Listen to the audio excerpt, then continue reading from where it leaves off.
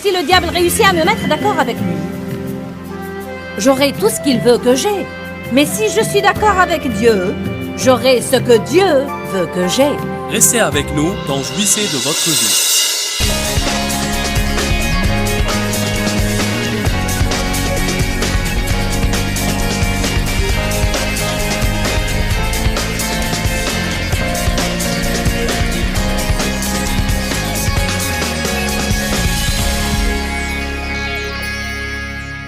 La pensée, la bouche, l'humeur et les attitudes. En fait, tout commence dans la pensée, n'est-ce pas? Père, nous te remercions pour ce message sur la pensée. Et puisque tu m'as guidé à partager ce message, alors je crois qu'il y a certainement des personnes qui ont besoin d'avoir la pensée renouvelée et qui ont à renverser régulièrement les mauvaises pensées. Nous commettons une grande erreur en acceptant toute pensée qui nous passe par la tête. Nous devons choisir nos pensées et le faire soigneusement. Je prie que les gens soient dorénavant sélectifs dans leurs pensées et qu'ils ne pensent pas à n'importe quelle chose qui leur passe par la tête, mais à des choses qui sont en accord avec ta volonté, pour qu'ils aient ta plénitude dans leur vie. Je prie que toute personne soit attentive et qu'il n'y ait pas de dérangement dans la salle. Je te remercie, Seigneur, pour les cœurs ouverts à recevoir ta parole, dans le nom de Jésus. Amen. Dites à la personne à côté de vous, qu'est-ce qui te préoccupait dernièrement? Je savais que ça vous ferait tous rire, parce que nous ne voulons raconter à personne ce qui nous préoccupait. Tout d'abord, il y a 3 écritures que vous pouvez noter chez vous. Pas besoin d'ouvrir vos Bibles. En fait, je vais en parler brièvement. C'est Proverbe 23:7 qui dit « Car l'homme est comme les pensées de son âme ». Une autre traduction dit « Car l'homme devient comme les pensées de son âme ». Et moi je dirais « Là où la pensée va, l'homme suivra ». Et cela est vraiment une chose étonnante quand vous y pensez. Ce à quoi nous pensons, nous finirons par le faire dans notre vie. Pourquoi j'ai appelé cette série La pensée, la bouche, l'humeur et les attitudes? Parce que vous allez voir plus tard que ce que vous avez à cœur ou dans vos pensées, s'il y demeure assez longtemps, il finira par sortir de votre bouche. Nous pourrions apprendre beaucoup de choses en écoutant ce que nous disons.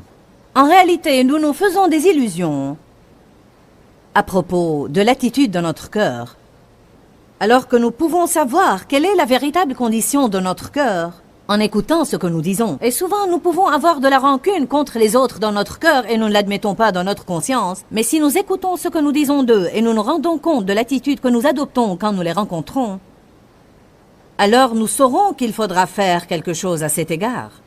La tromperie est l'instrument préféré de Satan. Nous devons tous savoir ça. Être trompé veut dire qu'il y a quelque chose qui va mal, mais nous ne le savons pas.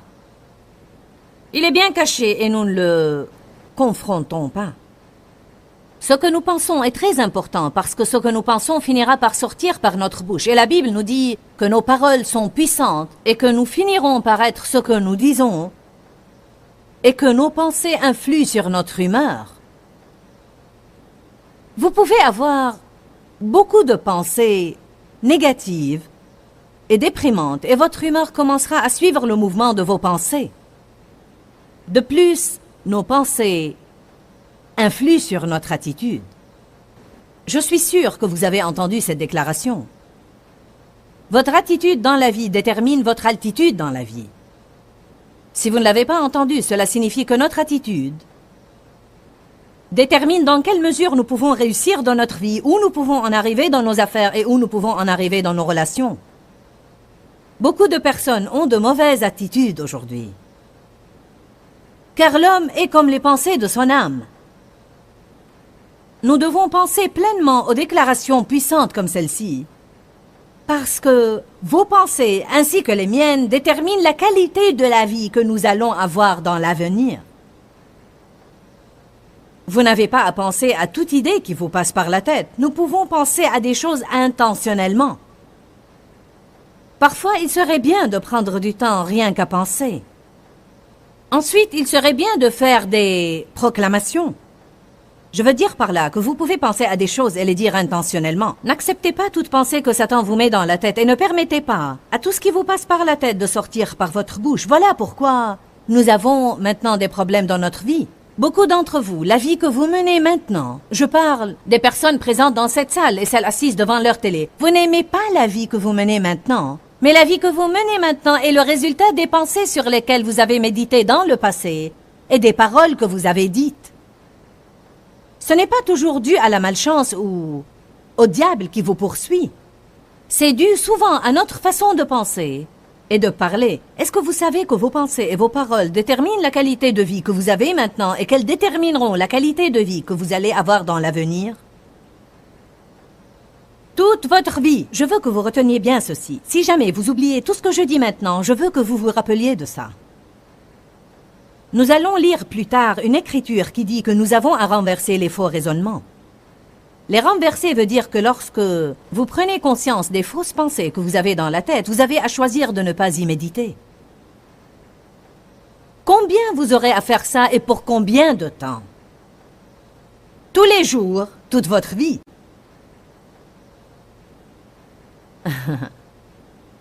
Pour une raison, j'ai senti dans mon cœur qu'il était important de vous faire passer cette idée. Je crois que parfois nous devons nous rendre compte, j'aurai à faire ça pour toujours.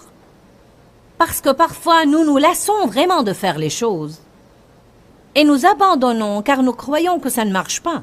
Cette écriture ne signifie pas que si nous renversons les faux raisonnements quelquefois, ils ne reviendront jamais. Et nous n'aurons plus à les renverser. Mais elle signifie que tous les jours, toute votre vie, vous avez à exercer votre autorité sur les faux raisonnements et vous avez à les renverser. Je vais dire ça plusieurs fois ce soir parce que je veux que vous sachiez que vous avez à le faire tous les jours. Tous les jours. Tous les jours. Tous les jours. Je prêche la parole depuis près de 28 ans maintenant. Et tous les jours, j'ai une mauvaise pensée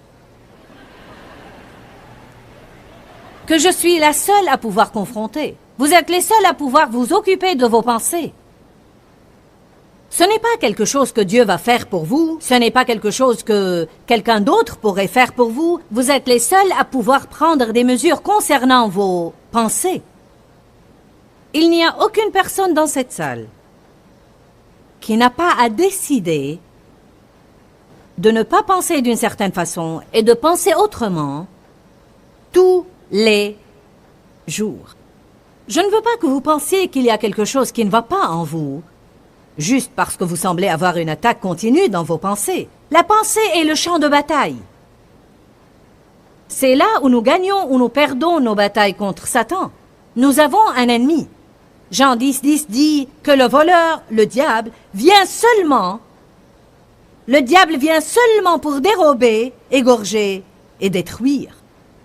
Mais Jésus a dit, je suis venu afin que vous ayez la vie, que vous en jouissiez, et qu'elle soit en abondance, jusqu'à débordement. Le domaine dans lequel Satan nous attaque, ce n'est pas le seul domaine, mais un des principaux domaines dans lesquels Satan nous attaque sans arrêt est nos pensées. Nous passons par des saisons où les attaques dans nos pensées semblent être plus fortes que dans d'autres saisons. Il y aura des périodes et des moments où vos pensées seront attaquées concernant une certaine relation. Ça fait 36 ans que Dave et moi sommes mariés, mais il y a des fois où le diable lance une attaque dans mes pensées concernant certaines choses que Dave fait qui pourraient m'irriter parfois et ne pas m'embêter d'autres fois. Il se peut qu'un an passe sans que cette chose m'embête et je dis, eh bien, béni soit Dieu, Dave est comme ça. Vous savez, alléluia. Et tout d'un coup, c'est comme, je ne peux plus supporter ça. Combien d'entre vous savent ce que je veux dire? Amen? Voici un exemple. Dave aime beaucoup mastiquer. Et il n'en est pas de même pour moi, mais Dave a toujours une mastique dans la bouche. Ça fait 36 ans que Dave fait ça, et je n'ai jamais entendu le bruit de sa mastique. Mais laissez-moi vous dire que ça fait un an que ce bruit me tape sur les nerfs. Quand nous sommes en voiture, nous avons une maison au bord d'un lac et durant nos allées et nos venues, je fais des études et j'écris mes livres. Nous effectuons un trajet de 2h45 et tout le temps j'entendais... Et c'est comme... Seigneur, s'il ne va pas arrêter de mastiquer bruyamment, je Vous savez, il a ajouté une nouvelle version durant ce dernier voyage. Il a commencé à faire des bulles avec sa mastic. En fait, je veux dire, je suis honnête avec vous. Et vraiment, j'ai prié à propos de cette mastic. Et je lui ai parlé de ça.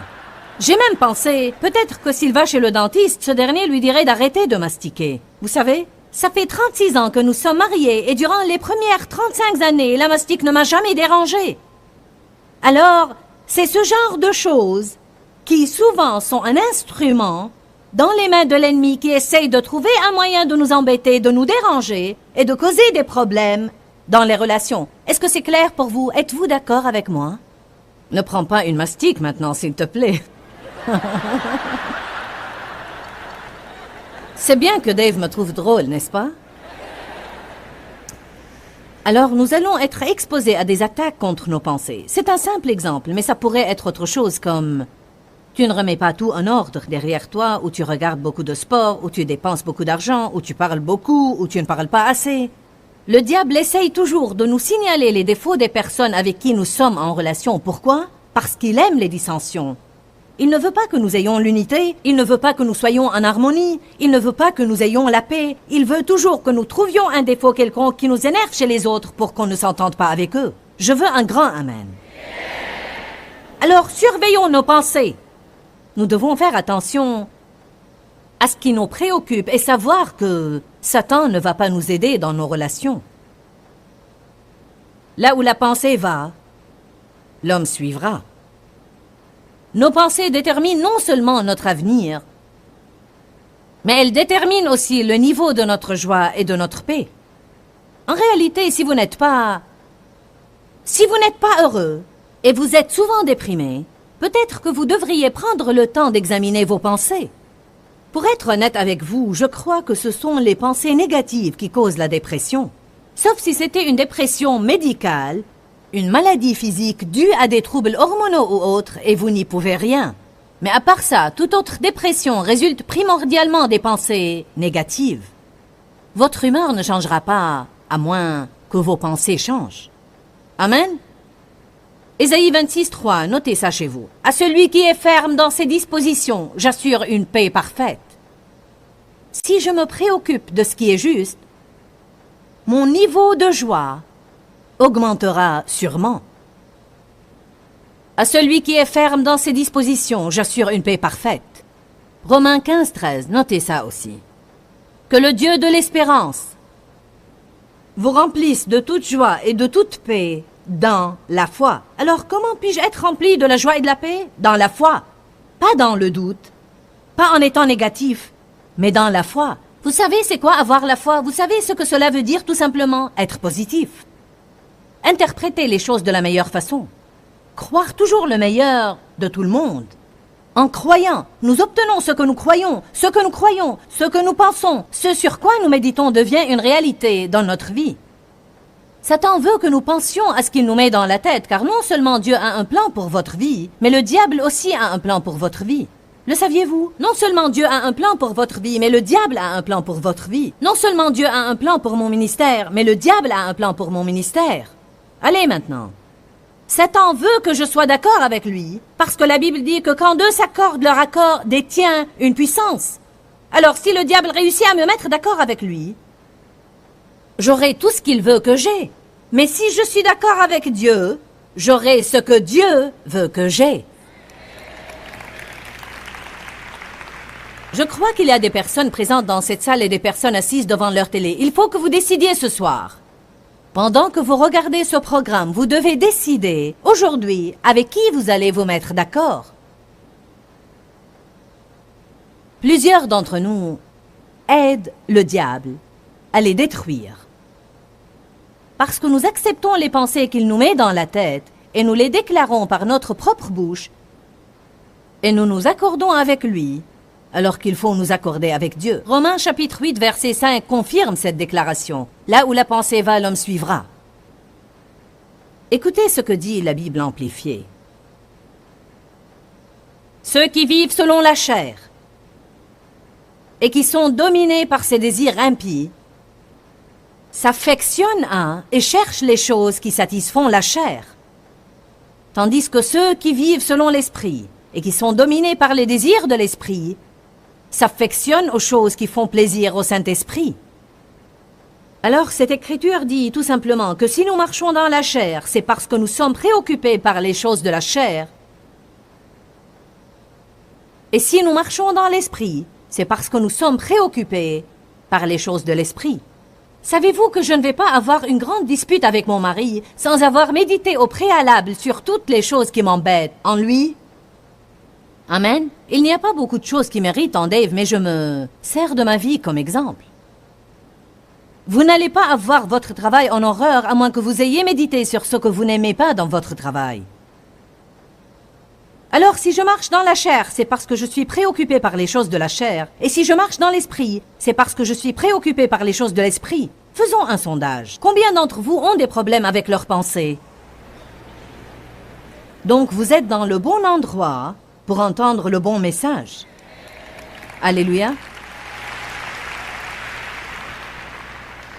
Beaucoup pensent qu'ils sont des vauriens. Vous pensez que vous êtes sans valeur. Vous croyez que vous commettez trop d'erreurs pour que Dieu veuille vraiment coopérer avec vous ou jamais se servir de vous. Vous devez apprendre la parole de Dieu et vous devez faire la guerre à ces mauvaises pensées. Quand le diable essaye de vous dire que vous n'avez aucun avenir et que vous avez commis beaucoup d'erreurs, vous devez lui dire « Dieu est un Dieu de restauration et non seulement j'ai un avenir, mais j'ai un avenir prometteur. Dieu va faire de merveilleuses choses dans ma vie. » La meilleure façon d'interrompre une façon de penser est de faire des déclarations par votre propre bouche. Vous devez répondre insolemment au diable. Il est important d'apprendre à répondre insolemment au diable. Tous les jours de ma vie, je suis attaqué par des pensées qui, je sais, ne sont pas en accord avec la parole de Dieu, et j'ai à déclarer par ma propre bouche ce que la parole de Dieu dit. Ceci interrompt ces pensées et empêche Satan de me remplir la tête de ses ordures. Nos pensées créent un moule pour nos actions. Je veux que vous imaginiez cela avec moi. Imaginez une bétonnière, un camion plein de béton. Vous connaissez tous les camions de béton. La partie arrière de ces camions est pivotante et elle est toujours en rotation pour empêcher le béton de se solidifier, alors elle le garde toujours en mouvement. Alors imaginez un camion plein de béton. Ce béton va prendre finalement la forme du moule dans lequel il sera versé. Ce camion pourrait être utile à quelqu'un qui a besoin de faire une allée dans son jardin. Mais on ne va pas tout simplement verser ce béton dans le jardin de cette personne en espérant qu'une allée se formera. Un moule est censé être déjà disposé pour y verser le béton. Peut-être qu'il va être versé dans le moule d'une cour intérieure, ou peut-être un mur de soutien, une allée, une rue ou les fondations d'une maison. Le béton ne peut prendre aucune forme à moins qu'il soit versé dans un moule. Alors nos pensées sont comme ce moule. Nos pensées créent une forme dans laquelle Dieu répand sa puissance pour accomplir une œuvre dans notre vie. De même, nos pensées peuvent créer une forme pour Satan afin qu'il verse sa puissance maléfique dedans pour accomplir de mauvaises œuvres dans notre vie. Par exemple, si je pense longtemps ou souvent au mal qu'une personne quelconque a commis envers moi, comment elle m'a blessé, elle a fait des commérages sur moi, elle m'a menti ou m'a dit des mots blessants, il me serait quasiment impossible de la traiter bien ou comme si de rien n'était quand je la rencontrerai. Beaucoup de personnes ont des mauvaises pensées des autres et ils essayent d'être en relation avec eux. Ceci est impossible. C'est impossible. Mes pensées sont une graine que je sème qui crée une attitude en moi, une attitude qui se manifeste à travers mes actions. Je veux que vous disiez avec moi, mes pensées sont une graine que je sème pour récolter une attitude qui devient plus tard une action. Faites bien attention comment vous pensez des autres personnes. Il vous serait impossible, je vais répéter ça, il vous serait impossible de traiter les gens autour de vous avec bonté, amour et gentillesse si vous avez envers eux des pensées négatives et des pensées méchantes. Parce qu'en fait, nous croyons que nos pensées sont cachées et que personne n'en est conscient, mais elles vont se manifester. Nos pensées se manifestent à travers nos attitudes et notre langage corporel. Elles se manifestent à travers nos paroles et elles se manifestent à travers nos actions. La Bible dit dans 2 Corinthiens chapitre 10 que nous avons à renverser les fausses pensées et les faux raisonnements qui ne sont pas en accord avec la parole de Dieu. Alors vous avez à exercer votre autorité sur vos pensées. Vous êtes responsable de vos pensées. Pensez à ce que je viens de dire. Vous êtes responsable de vos pensées. Vos pensées déterminent votre avenir et votre niveau de joie et de paix également. Jésus est mort afin que vous jouissiez de votre vie, que vous ayez la paix, que vous marchiez dans la justice et que vous jouissiez de toutes bonnes choses que Dieu veut que vous ayez. Mais la Bible nous dit dans Romains 12:12 que nous avons à renouveler nos pensées selon la parole de Dieu. Pourquoi, Seigneur, pourquoi? Dans ce livret, Joyce Meyer nous enseigne à travers la parole comment être délivré de la confusion. Pour obtenir ce livret gratuitement, écrivez-nous à Joyce Meyer, boîte postale 40095-6300, Larnaca, Chypre. Ou bien visitez notre site web www.joycemeyer.org/fr.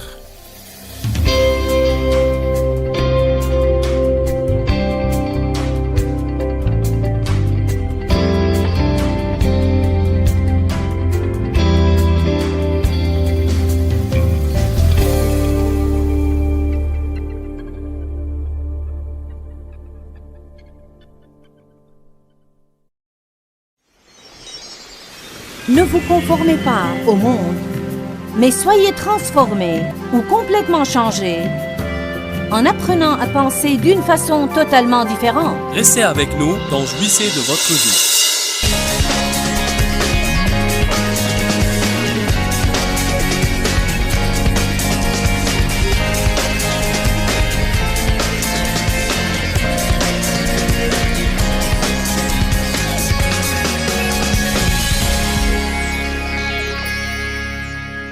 Vous devez rester au lit le matin avant de vous lever et décider de penser à ce qui est juste.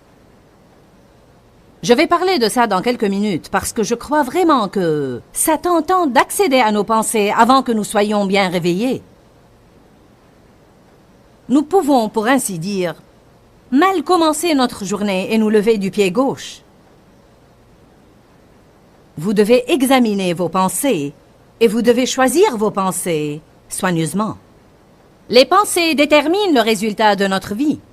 J'ai écrit sur mes notes, « Wow! Quelle déclaration! Il faut méditer dessus. » Les pensées déterminent le résultat de notre vie. Vous dites, « Joyce, tu as poussé ça trop loin. » Le croyez-vous? Allez à Romains chapitre 12.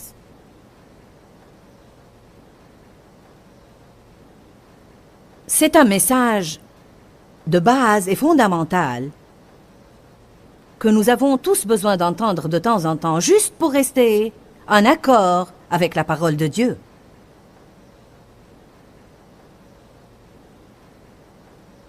Romains 12, verset 2. « Ne vous conformez pas au monde présent et ne vous adaptez pas à ses coutumes extérieures et superficielles, mais soyez transformés par le renouvellement de votre jugement et de votre pensée, pour pouvoir discerner quelle est la volonté de Dieu, ce qui est bon, ce qui lui plaît, ce qui est parfait et agréable à ses yeux. » Donc, je vais simplifier ça. Il dit, Dieu veut que vous jouissiez de votre vie. Dieu a un bon plan pour votre vie. Ne vous conformez pas au monde, mais soyez transformés ou complètement changés en apprenant à penser d'une façon totalement différente. Et que vous le sachiez ou non, ceci joue un grand rôle dans le fait d'être un chrétien victorieux. Vous n'allez pas être un chrétien victorieux en allant à l'église. Peu importe combien de traductions de la Bible vous avez, vous pouvez avoir toutes les cassettes de mes sermons. Vous pouvez aller à tous les offices à l'église. Vous pouvez aller à tous les séminaires tenus dans la ville. Mais vous ne remporterez jamais la victoire dans votre vie si vous ne changez pas votre façon de penser.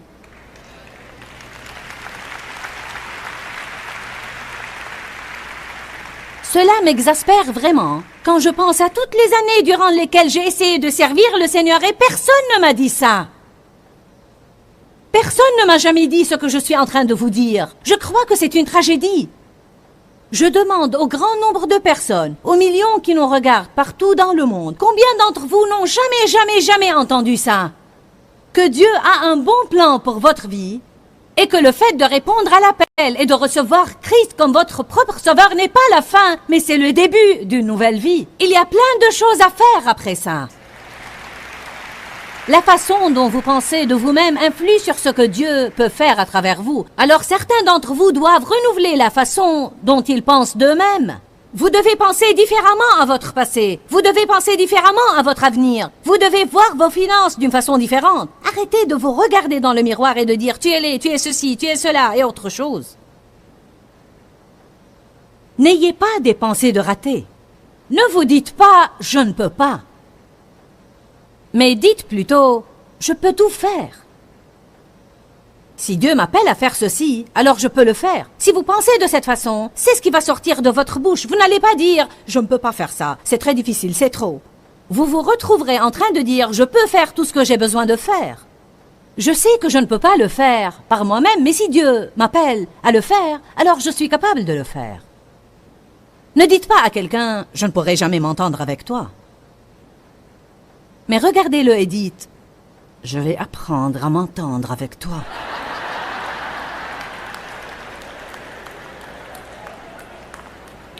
Écoutez ça.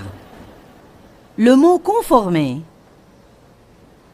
signifie avoir la même forme que, être en harmonie avec, être en accord avec, s'adapter à. Il dit « ne vous conformez pas au monde présent ». Alors il dit « ne prenez pas la forme de ce monde. N'adoptez pas l'attitude du monde. N'agissez pas comme le monde. Ne ressemblez pas au monde. Ne vous adaptez pas au monde. Mais soyez transformés. » Le préfixe « trans » signifie se déplacer d'un endroit à un autre. Alors, je crois qu'il y avait une compagnie de transport aérien, je ne sais pas si elle existe toujours, qui s'appelait Transatlantic Airlines. En fait, on l'a appelé transatlantique parce qu'on disait que cet avion pouvait démarrer d'ici, de ce côté de l'océan, et c'est-à-dire vous transporter par-delà l'océan Atlantique vers un endroit complètement différent, vers un autre pays. Bon, Dieu nous dit, ne vous conformez pas au monde présent, mais soyez transformés ou soyez transportés d'un endroit à un autre qui soit complètement différent par le renouvellement total ou entier de votre pensée. Comment ma vie va-t-elle changer? Par le renouvellement total de ma pensée. Je dois apprendre à penser différemment.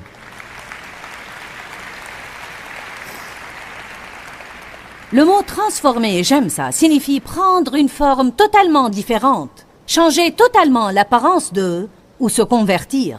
J'aime ça parce que nous disons que tel et tel nombre de personnes s'est converti ce soir.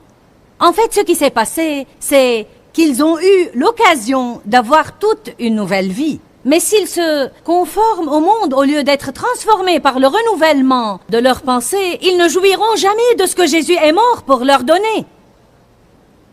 Je suis en mission. J'ai souffert pour des années en tant que chrétienne. J'ai dit, j'ai souffert en tant que chrétienne.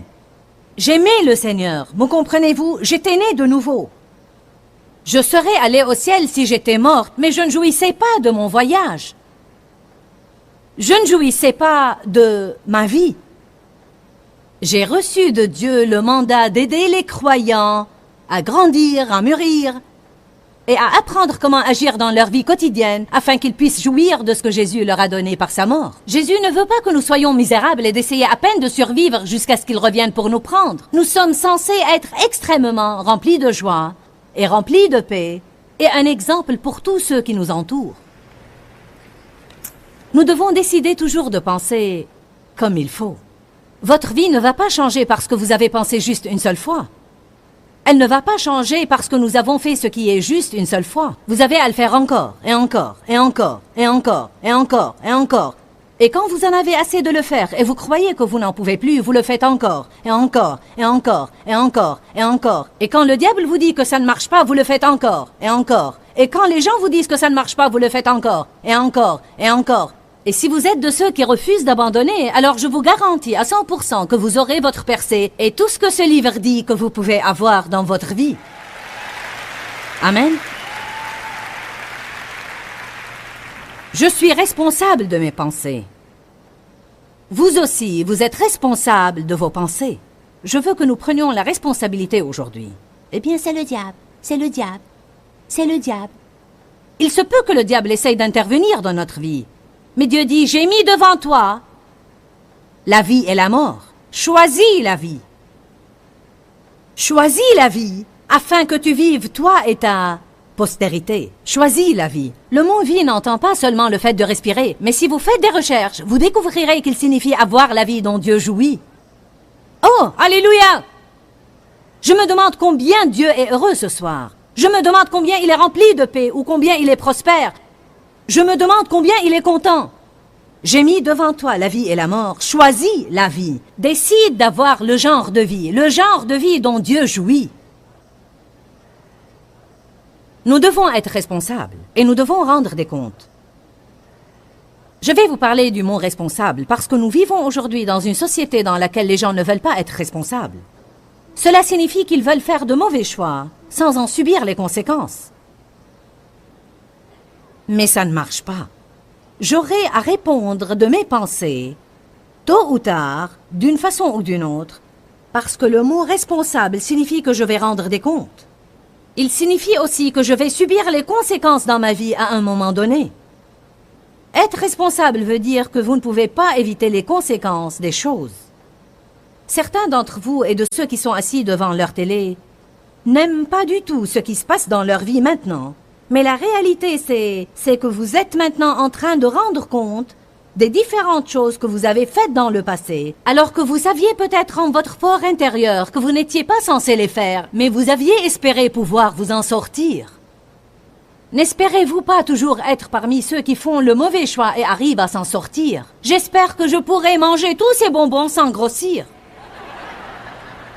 J'espère que je pourrai être toujours en pleine forme, même si je ne fais pas l'effort de faire du sport.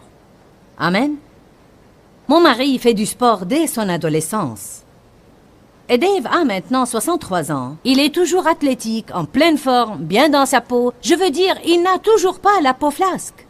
Alors que moi, je n'aime pas faire du sport et je n'ai jamais été bonne en sport. Mais il y a une dizaine d'années, je me suis réveillée un matin et tout ce qui était ici avait dégringolé en bas. Je voulais bien que mes muscles soient toujours en bonne forme, mais je rends les comptes maintenant. Amen. Vous comprenez ce que je dis, n'est-ce pas? Nous mangeons à l'excès en espérant ne pas grossir. Et nous dépensons de l'argent que nous n'avons pas et nous espérons avoir un miracle ou que Dieu intervienne d'une façon ou d'une autre et nous donne un miracle. Combien de personnes disent « Je sais qu'il ne faut pas faire ceci, mais... » Je sais qu'il ne faut pas dire cela, mais... Ni agir comme ça, mais... Je sais que je dois te pardonner, mais... C'est comme si nous disions « Je suis en train de faire un mauvais choix, mais j'espère pouvoir en sortir. »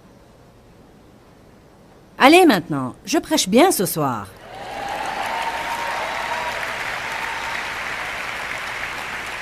Quand allons-nous jamais savoir que toute action est une graine que nous semons et que nous récolterons un jour le fruit de nos graines? Nos paroles sont des graines, nos pensées sont des graines, nos attitudes sont des graines et nos actions sont des graines. On récolte ce que l'on sème. Ne vous y trompez pas, on ne se moque pas de Dieu. L'homme ne moissonnera que ce qu'il aura semé. Semez la miséricorde, vous récolterez la miséricorde. Semez le jugement, vous récolterez le jugement.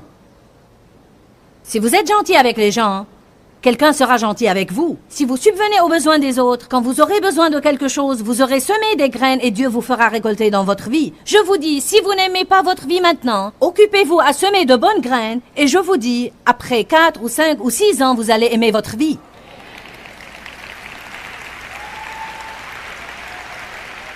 Savez-vous quel est l'autre problème? Certains d'entre vous m'ont certainement entendu dire ça et ils ont pensé, quoi? 4 ou 5 ans? N'as-tu pas un meilleur plan? Vous savez pourquoi? Parce que nous vivons dans une société qui est habituée aux choses immédiates. Mais le problème est que dans l'économie de Dieu, Nous n'obtenons pas tout immédiatement. Notre vie n'est pas devenue un désastre du jour au lendemain. Elle ne va pas changer du jour au lendemain. Ce n'est pas parce que nous avons fait un seul mauvais choix que nous avons des ennuis. Et il ne suffit pas de faire un seul bon choix pour en sortir. Et si vous êtes prêt à consacrer votre vie, à apprendre ce qu'il faut faire et à le faire, vous aurez une vie merveilleuse. Mais ceci ne va pas se produire du jour au lendemain.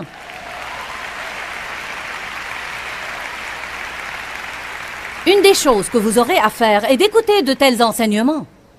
Il y a beaucoup de personnes à qui Dieu a dit de venir ici, mais elles ne l'ont pas fait à cause de quoi que ce soit. Elles n'ont pas voulu consacrer de l'énergie ou elles ont voulu regarder la télé. Et elles s'attendent à avoir une vie merveilleuse. Vous êtes en train de semer par votre présence ici. Beaucoup d'entre vous sont venus d'autres pays, comme le Canada. Vous ne vivez même pas ici, mais vous avez voyagé, vous avez payé pour l'hôtel et pour la babysitter.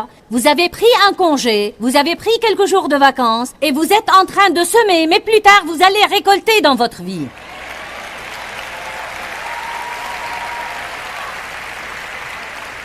Nous devons arrêter de penser que nous devons obtenir tout gratuitement ou juste en espérant. Vous savez quoi, mes bien-aimés? Nous devons agir plutôt qu'espérer. Nous devons nous lever et faire ce qui est juste. Agir comme des vrais hommes de Dieu et arrêter de nous plaindre et de vouloir abandonner quand les choses ne se passent pas immédiatement. Alléluia. Allons à 2 Corinthiens 10. Je veux que vous voyiez ces écritures. Peut-être que vous les connaissez, mais ce serait bien de les revoir. Et peut-être qu'il y a quelqu'un d'entre vous qui n'a jamais vu ces écritures. 2 Corinthiens chapitre 10.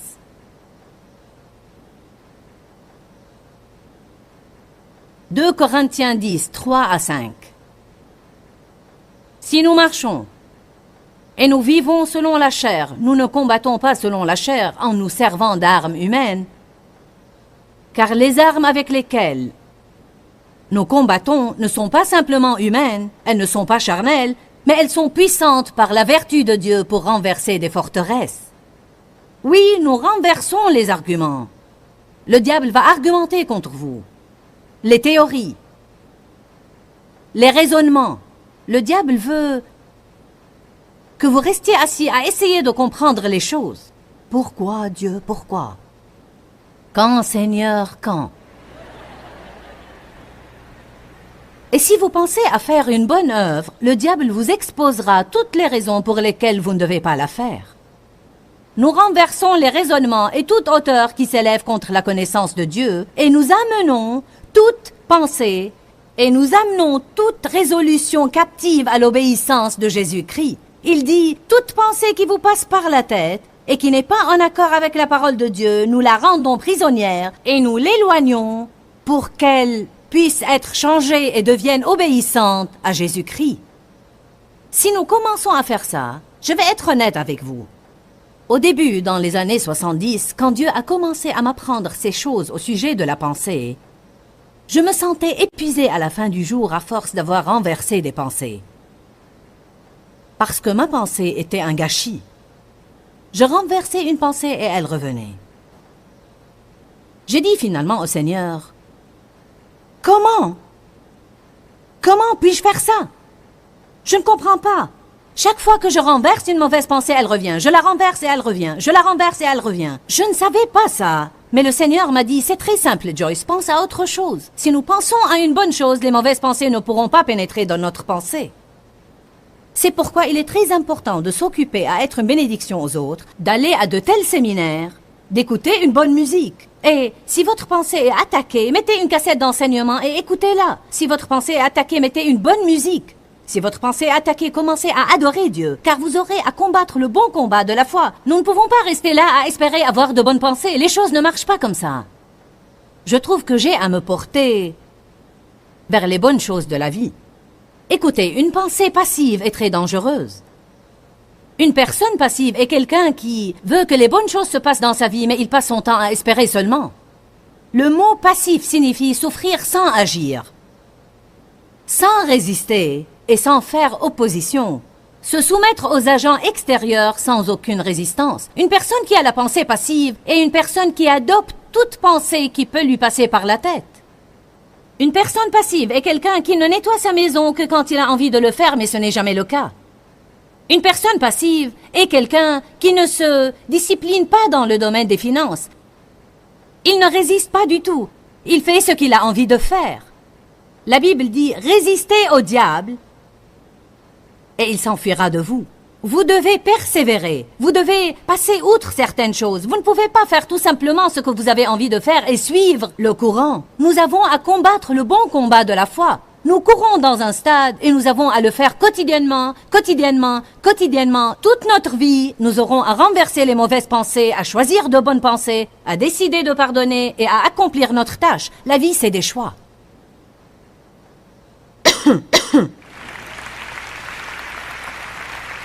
Pendant le temps qui me reste, je vais vous parler de la pensée de Christ et du fait d'ajuster nos pensées.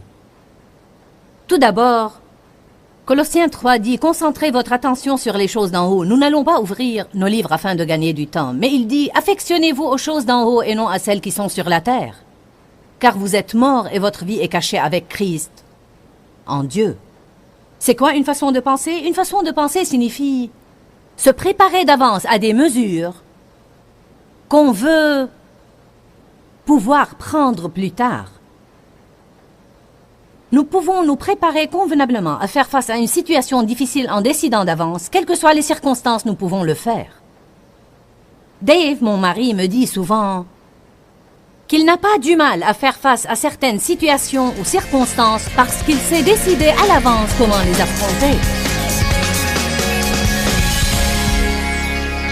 La Bible dit dans 2 Corinthiens chapitre 10 que nous avons à renverser les fausses pensées et les faux raisonnements qui ne sont pas en accord avec la parole de Dieu. Alors vous avez à exercer votre autorité sur vos pensées.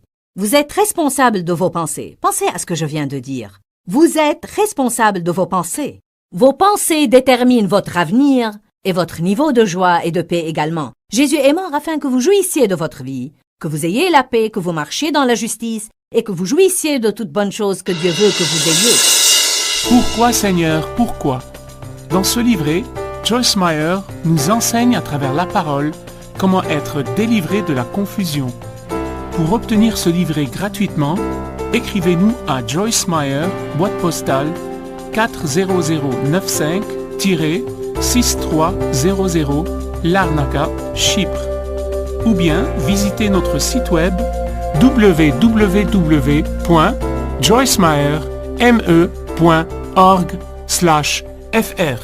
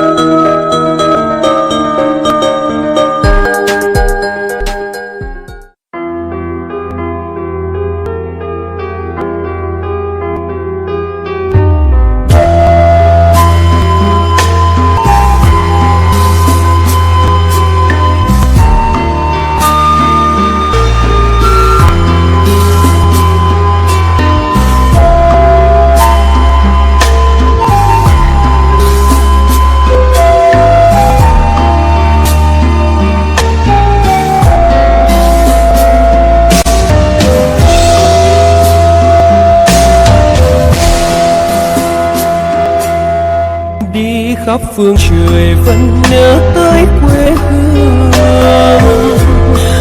người về đây thăm làng trù quê mẹ và làng sen quê cha.